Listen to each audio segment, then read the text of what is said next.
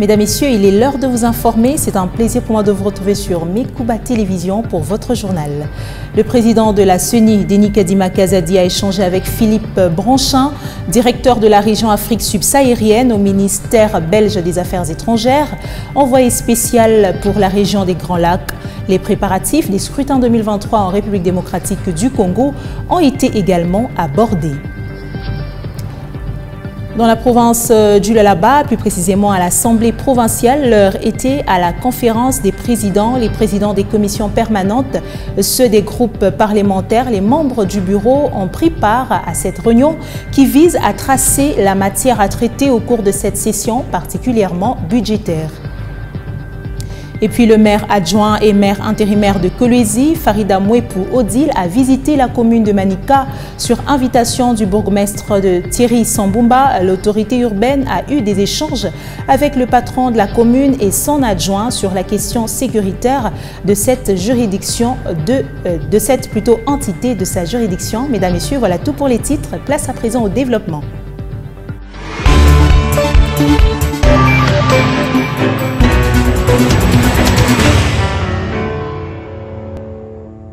Mesdames, Messieurs, vous êtes les bienvenus. Ouvrons ce journal par cette brève. Le président Félix Tshisekedi a partagé un repas de corps mercredi 18 octobre au chapiteau de la Cité de l'Union africaine à Kinshasa avec les officiers généraux et supérieurs ainsi que les sous-officiers des forces armées de la RDC.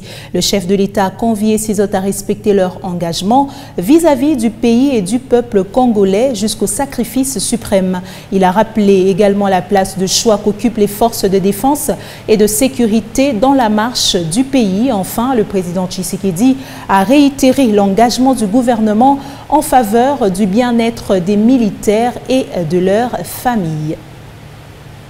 Parlons à présent du président de la CENI, Denis Kadima Kazadi, qui s'est entretenu avec Philippe Bronchin, comme je vous l'ai annoncé dans les titres, directeur de la région Afrique subsaharienne au ministère belge des Affaires étrangères, envoyé spécial pour la région des Grands Lacs. Au menu de l'entretien auquel prenait part l'ambassadeur du Royaume de Belgique et la chef de mission adjointe de l'EU, le point sur les préparatifs des élections du 20 décembre 2023. Philippe Bronchin a noté avec satisfaction l'état d'avancement vers l'accomplissement de cet engagement par la centrale électorale. Suivez. Alors, il était question des préparatifs des élections, qui est un grand moment, qui est un moment extrêmement important au niveau de la RDC. C'est un moment de grande mobilisation au niveau de la population. Nous avons discuté de l'avancement des préparatifs dans le cadre des élections. On a discuté d'un ensemble de choses, que ce soit la publication des listes, que ce soit la question du nombre de candidats, qui est extrêmement impressionnante, la question de l'observation électorale, ou encore des questions en termes de communication ou de suivi, par exemple, des médias, ou encore des réseaux sociaux. Alors la CENI se montre effectivement rassurante dans sa capacité à pouvoir mettre en place des élections, et donc là on vient bien évidemment l'écouter. Nous ne sommes pas une observation électorale, nous n'en avons pas la capacité, mais il est important pour nous de nous enquérir auprès du président de la CENI de l'ensemble des éléments d'information. C'est quelque chose qui est important. Merci. En bref et en images, encore une fois, le gouvernement rassure qu'il n'y aura pas de perturbations dans la fourniture des carburants. Le ministre des Finances, Nicolas Kazadi, l'a affirmé ce mercredi 18 octobre 2023. Le Premier ministre Jean-Michel Samalou Kondé avait convoqué mardi 17 octobre une séance de travail avec le ministre des Finances, celui des hydrocarbures, les représentants des banques ainsi que des pétroliers. La problématique du paiement de manque à gagner que le gouvernement doit aux pétroliers pour parer à toute perturbation dans l'approvisionnement a constitué le principal point examiné.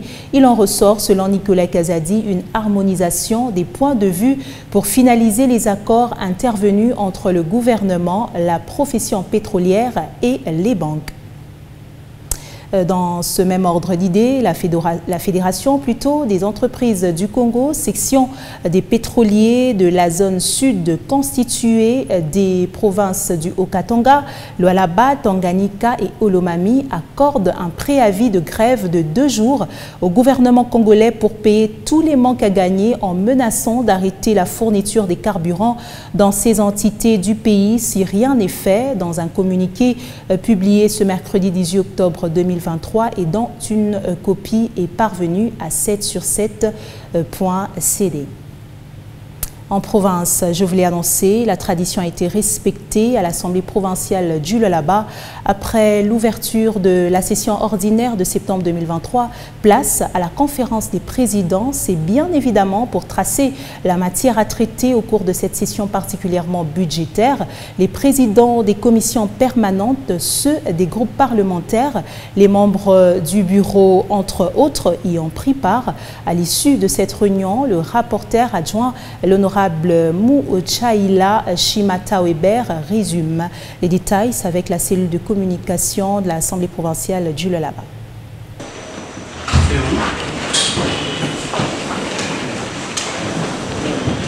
Nous n'avons eu que 4 points à l'ordre du jour, dont la communication du président, la lecture et l'adoption du procès verbal numéro 01 de l'Assemblée provinciale du Lualaba en sa session ordinaire de mars 2023 de la conférence des présidents du mardi 11 avril 2023, audition et adoption de l'avant-projet de calendrier de la session ordinaire de septembre 2023 dont il est question, et enfin le 4e point était les divers. Et s'agissant de la communication du président, il nous a fallu comprendre pourquoi on a pris le temps jusqu'à ces 19 jours passés pour que nous nous réunissions. Les raisons sont plus valables et fondées. S'agissant de l'adoption, la lecture et l'adoption du PV, de notre séance de conférence de présidents de la fois dernière, nous sommes le 11 avril 2023, bien entendu avec débat et délibération, donc avec amendement, le PV a été adopté.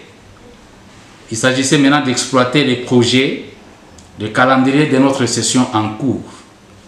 Celle qui a été répartie en 2 branches, donc 2 matières. La première matière parlait des arriérés législatifs, et là nous en avons retenu 11 génériques. Et dans les nouvelles matières qui concernent notre session budgétaire, bien entendu, il y en a 7, donc 7 génériques. Et là, l'insistance est surtout sur l'adoption de projets de budget de l'Assemblée provinciale du Lualaba 2024 et aussi de notre exécutif provincial pour le même exercice, donc l'année 2024.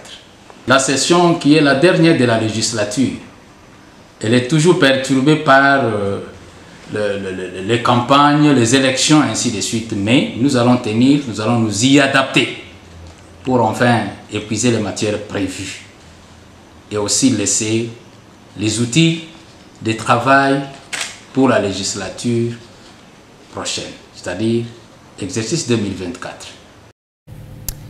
Parlons à présent de l'opération d'identification biométrique des agents et fonctionnaires de l'État qui a été lancée dans la province du Lualaba ce vendredi 19 octobre par le ministre provincial de l'Intérieur au nom de la gouverneure intérimaire du Lualaba. Le ministre Deoda Kapenda Wakapenda a évoqué l'importance de cette démarche impulsée par le président Tshisekedi afin de maîtriser les effectifs et améliorer les conditions sociales des fonctionnaires de la République démocratique du Congo. Un reportage de la cellule de communication du gouvernorat.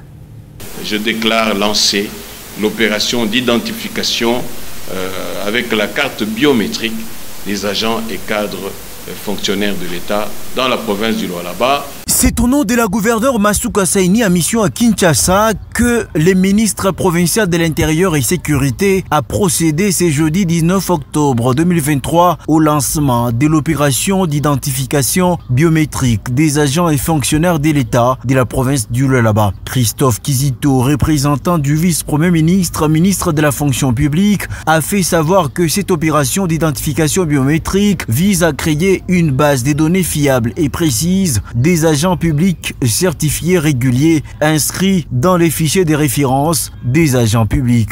Nous aurons 3 axes. Premier axe, c'est la ville de Polosie qui a comme effectif 5004 agents policiers à identifier. Deuxième axe, nous avons Kapanga, nous avons Sandoa. Kapanga, 947 agents, Sandoa, 664 agents et Muchacha, 377 agents. Ça, c'est le deuxième axe. Dilo Kassaji, 1128 et le reste là, c'est le bout c'est 377. Deouda Kapenda Wakapenda a déclaré que cette opération permettra au gouvernement de la République d'avoir une vision claire de l'effectif de son administration et s'assurer que seuls les agents authentiques bénéficient des avantages et des opportunités offertes par la fonction publique. Le chef de l'État, à qui je rends un hommage mérité, poursuit sa démarche d'améliorer les conditions des citoyens. Le peuple d'abord exige. Depuis tout ce temps, il était question qu'on puisse assainir le fichier de la fonction publique. Il y avait soit des agents fictifs, soit alors des agents qui sont déjà morts, mais qui continuaient à être payés. Je crois et j'ai foi que la démarche en cours va mener la République démocratique du Congo non seulement à maîtriser l'effectif des agents et fonctionnaires de l'État, mais aussi et surtout d'améliorer leurs conditions de travail. Cette opération d'identification biométrique concerne au moins 8500 agents publics du Lualaba. Les travaux de construction de 2 bâtiments importants dans le secteur de la santé dans la province du Lualaba évoluent à grands pas, construites dans l'enceinte de l'hôpital général de référence de Mwangeji. Il s'agit de la clinique moderne composée de 98 locaux et le bâtiment qui abritera différents services de la santé. Débuté l'année dernière, l'entrepreneur dit être à l'étape de finissage et ces 2 bijoux seront incessamment livrés à l'autorité provinciale. Regardez. Les travaux de construction de la clinique moderne de Mwangeji évoluent de manière considérable. La cérémonie de pose de la première pierre s'était déroulée en juin 2022 sous les auspices de la gouverneure du Lualaba. Cette clinique constituée de 98 locaux s'étend sur une superficie de 1400 mètres carrés. Bientôt, le bâtiment sera remis entre les mains du gouvernement provincial. Non loin de là, un autre bâtiment somptueux de 2 niveaux subit les travaux de finissage. Il abritera les services de la division provinciale de la santé, de l'inspection provinciale de la santé et des programmes de santé au Lualaba. Nous avançons avec une haute accélération. Déjà la partie clôture est presque terminée. Il ne reste que des petites choses à ajouter. À l'intérieur du bâtiment, en fait, nous sommes en train déjà d'appliquer le mastic. Il y a également la préparation de vitres, c'est-à-dire nous faisons les cadres en aluminium. Et bientôt là, nous allons directement annexer les vitres et commencer la pose. Il y a également la plomberie. Il y a également le plafond. En fait, le plus grand travaux de la finition sont en train déjà d'être achevés petit à petit. Le souci de Fifi Masuka Saini est de mettre fin au problème d'évacuation sanitaire à la base d'énormes pertes de vie des Lualabais et des moyens financiers. Une situation qui préoccupe au plus haut point le président de la République, Félix Antoine Tshisekedi Tshilombo.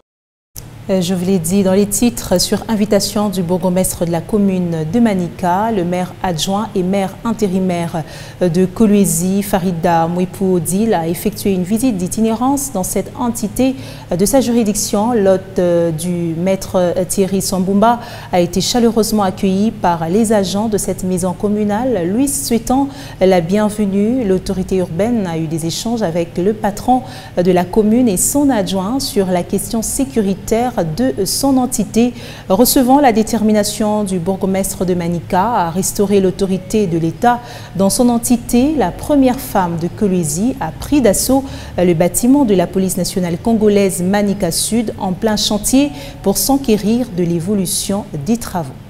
Maire adjoint et maire intérimaire de Kolwezi, Farida Mouipou Odile, a effectué une visite d'itinérance dans les entités de sa juridiction. Sur invitation des patrons de Manika, l'autorité urbaine était dans cette entité pour s'imprégner et palper du doigt l'évolution des travaux des différents chantiers amorcés. À peine foulé ses pieds dans l'enceinte du bureau communal, l'hôte de maître Thierry Sambumba a reçu un accueil délirant des agents de la commune de Manika lui souhaitant la bienvenue. Sans traîner les pas, Farida Mouipou Odile a regagné son bureau de circonstances où il a eu un bref entretien avec le bourgmestre de la commune et son adjoint. La question sécuritaire dans l'entité était au centre de leurs échanges. Thierry Sambumba lui a rassuré de sa ferme détermination à restaurer l'autorité de l'État dans sa juridiction. La situation sécuritaire est relativement calme. Il y a la calme partout. Juste après, l'autorité urbaine a pris d'assaut les bureaux de la police nationale congolaise Manika Sud. En pleine réflexion, les maires adjoints et maires intérimaires de Kolwezi a eu des explications claires et nettes du chef des chantiers dont les travaux de réhabilitation sont prévus pour une durée de 90 jours.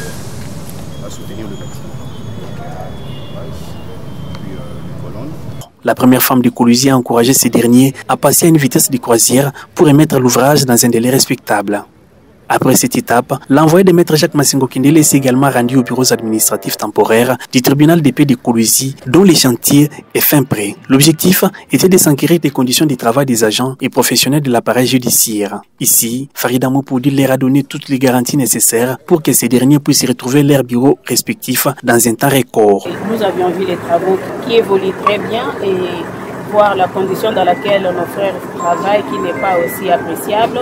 Je parlerai à mon chef et nous allons voir qu'est-ce que nous pouvons faire à notre niveau. Après cette visite chargée, les maires adjoints et maires intérimaires de Kolwezi expriment ses sentiments. Chantier par-ci par-là et nous apprécions, nous encourageons aussi le bourgmestre de la commune de Manika de tous ces efforts qu'il est en train de faire. Manika, nous les demandons à bien garder les histoires qu'on est en train de faire. Vous allez comprendre que ce sont des moyens que nous avions déployés pour que la population soit dans de bonnes conditions. Farida Mouipou Odile promet de faire rapport à son chef hiérarchique et encourage la commune de Manika à continuer dans l'élan du développement déjà amorcé, comme l'avait le chef de l'État Félix Antoine Tshisekedi dans sa noble vision innovatrice Le peuple d'abord, matérialisée par l'autorité provinciale Fifi Masuka Saini. Munaona monsieur le bourgmestre na maefort vile konafanya via force ya mama Fifi vile anasema chez Kolwezi il faut chez bote tuangali. Tuangalie paka kumwili hapana, tuangalie na mabatima ville yetu kwa propre province yetu batu baitamanie. Ce serait une note de satisfaction que l'autorité urbaine a regagné son bureau de travail. Autre chose dans l'actualité, Polé Institute, une structure qui prône le vivre ensemble et le respect des cultures intercommunautaires des Grands Lacs, a organisé un dialogue entre les jeunes de différentes communautés vivant dans la province du Lualaba et les vieux, après avoir relevé plusieurs points, notamment le conflit intergénérationnel. Polé Institute a réuni de nouveau la jeunesse ce jeudi 19 octobre dans la salle CLAC pour le compte-rendu et les pistes de solutions. Olivier Cavoun nous en parle. Restitution, la proposition des pistes de solutions, bref, la mise en commun de points relevés lors de dialogues précédents sur le vivre ensemble et le respect de culture que prône Polé Institute. C'est l'objectif de la rencontre de ce jeudi 19 octobre 2023. Henriette Mojing, représentante de jeunes Katangais au sein des Polé Institute, parle de points négatifs constatés chez les Luba et propose quelques pistes de solutions afin de trouver un terrain d'entente entre les deux communautés. Premièrement, on a vu que nos frères kassaïens sont des tribalistes et qui sont des dictateurs. Et sur ces points, on avait beaucoup plus précisé dans les foyers. Les frères kassaïens, ils ne respectent pas les us et coutumes des autres. Nous devons nous aimer et nous respecter mutuellement. On avait beaucoup plus insisté sur l'amour et le respect de vivre en communauté. Même exercice pour les représentants de jeunes Louba du Kasaï. C'est un problème de politique. Un problème de politique. Les jeunes Kassaïens reprochent aux jeunes Katangais d'être intolérants et semble-t-il qu'ils ne respectent pas les valeurs des autres. Ensuite, les représentants des vieux passent en revue le côté négatif de la jeunesse et donnent quelques conseils aux jeunes pour éviter les conflits intergénérationnels. La jeunesse d'aujourd'hui est insolente. Pourquoi êtes-vous insolent vis-à-vis de vos aînés? Le parent que nous sommes devons prendre aussi conscience d'éduquer nos enfants au respect de nos us et coutumes, à observer les règles d'or de la vie. Présent à cette cérémonie, le chef traditionnel n'a pas manqué de mettre leur point de vue pour la consolidation de coutumes. Chaque milieu a ses us et coutumes. Nos frères qui nous viennent de la province du Kasaï doivent respecter. Il y a un adage qui dit « Si tu trouves tes amis en train de danser avec une seule jambe, tu n'as qu'à imiter. » Et donc, il y a des soucis dans la communauté. On ne regrette pas la personne du Kasaï, mais on regrette les comportements. Ça n'est suivi la série des questions et réponses entre jeunes et vieux. La prochaine étape, c'est la table ronde qui interviendra dans les jours à venir pour élaborer un cahier de charges afin de mettre en action toutes les propositions. Au cours de l'année 2023, la compagnie minière de Moussonoï a entrepris plusieurs réalisations au bénéfice des populations des quartiers et villages voisins de son site d'exploitation minière. Parmi ces différents événements se trouve la deuxième édition de la colonie des vacances qui s'est déroulée au village Tchaboula et à la cité Jikamine Kolwezi au cours des mois d'août et de septembre. Retour sur l'ambiance vécue pendant cette colonie des vacances dans ce reportage que nous propose Teddy Dizamba. Du point de vue des réalisations sociales, l'année 2023 au sein de la compagnie minière de Moussonoï était marquée par plusieurs célébrations. C'est notamment l'organisation de la deuxième édition de la colonie des vacances dénommée Zijin Moussonoï au profit des habitants des villages Tchaboula, Chizuza, Pirmouteba et Kapepa. Celle-ci a débuté au mois de juillet de l'année en cours.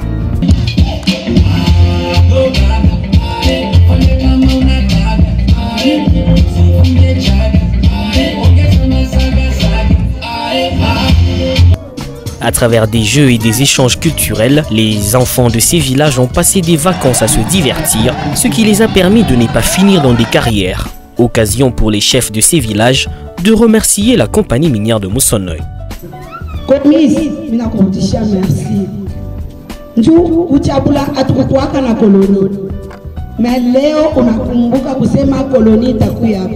Comus, merci beaucoup parce que jusqu'ici à Tchaboula, on n'avait jamais vu de colonie. Ne nous abandonne pas, continue à nous accompagner ainsi que dans les autres villages.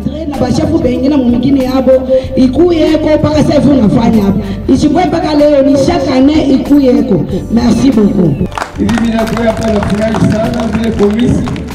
C'est une grande joie pour nous que Comus organise ici la colonie des vacances. L'année prochaine, ça pourrait être dans mon village.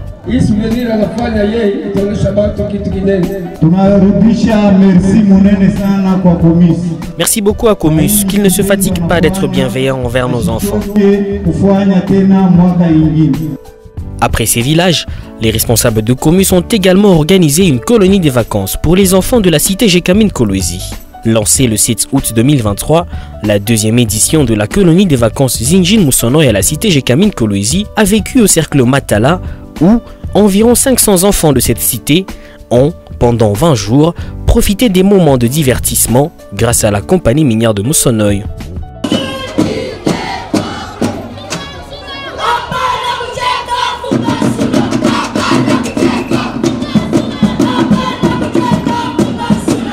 Pour clôturer officiellement cette colonie de vacances, le représentant de la compagnie minière de Moussonoï a remercié les parents qui ont envoyé leurs enfants participer à ces moments de divertissement.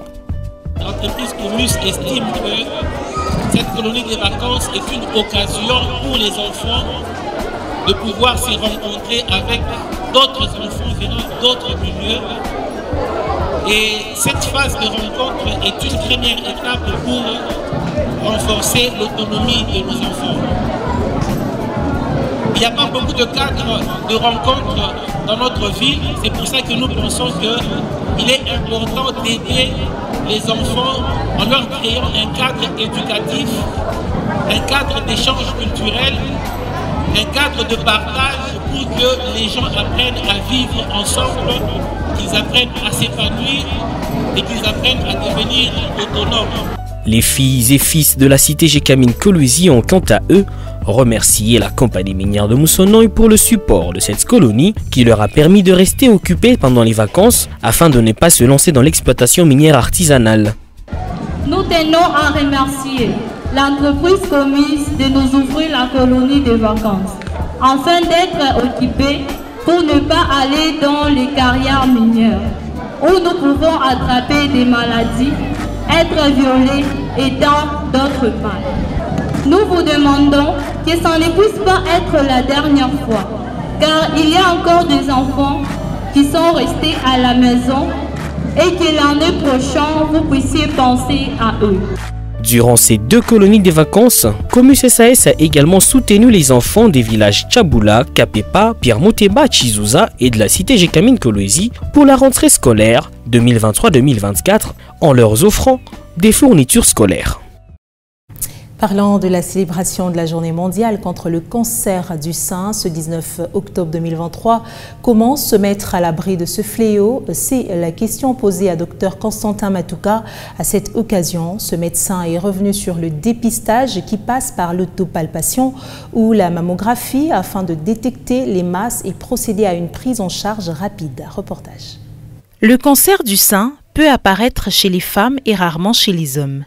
Cette tumeur maligne n'a pas de cause connue, plutôt des facteurs favorisants tels que la génétique, la consommation excessive des pilules, le tabac, renseigne Dr Constantin Matouka. Il n'y a pas vraiment de cause, nous n'avons que des facteurs de risque. En termes de facteurs de risque, nous avons d'abord premièrement la génétique. Il y a aussi la consommation d'alcool et du tabac. L'exposition prolongée aux hormones féminines telles que les progestérone et les estrogènes, surtout sous forme de pilules contraceptives. Et les femmes aussi qui ont dans leur famille un membre qui a été touché par le cancer des seins ont la chance de développer le cancer des seins. Les femmes qui sont exposées aux radiations ionisantes, telles que les rayons X, comme chez nous ici, peuvent aussi donc en développer. Parce que l'âge aussi, j'ai oublié, donc l'âge fait partie aussi des facteurs de risque. À en croire ce médecin, l'autopalpation et la mammographie sont les moyens de dépistage. Plus tôt ce cancer est détecté, mieux la prise en charge favorisera la guérison du patient. Pour lutter contre le cancer des seins, il y a plusieurs méthodes à utiliser. Il y a ce qu'on appelle le dépistage. Dans le dépistage, il y a plusieurs formes. Il y a ce qu'on appelle l'auto-examen du sein. Ça veut dire la femme doit se mettre dans sa chambre devant son miroir, dans les bras le long du corps. Elle va soulever un bras qu'on appelle vulgairement, parce que nous on appelle ça les membres supérieurs. Elle soulève les membres d'un côté et le membre qui n'est pas soulevé palpe le sein sous forme d'un cercle. Et maintenant après, donc ce qu'on appelle la mammographie. Donc l'examen qui est plus spécifique, ça veut dire la radiographie du sein. Octobre Rose est la campagne annuelle de communication pour sensibiliser les femmes au dépistage du cancer du sein et l'occasion de récolter des fonds pour la recherche durant tout le mois d'octobre. L'actualité en dehors de nos frontières, en bref et en images, la Cour pénale internationale a annoncé jeudi la libération d'un ex-chef de milice centrafricaine anti-Balaka en raison de l'abandon des charges par l'accusation justifiée par l'indisponibilité de témoins. Les juges de la juridiction qui siègent à La Haye ont indiqué dans un communiqué avoir mardi mis fin à la procédure contre Maxime Mokom suite à une notification du retrait des charges de l'accusation et ordonné sa mise en liberté immédiate. Maxime Mokom a été libéré de sa détention par la Cour pénale internationale le jour même, ont-ils ajouté. Mesdames, Messieurs, c'est ici la fin de la grande édition de journal sur Mikuba Télévision. Merci d'avoir été nombreux à le suivre, à le regarder avec une attention particulière. Portez-vous bien. Au revoir.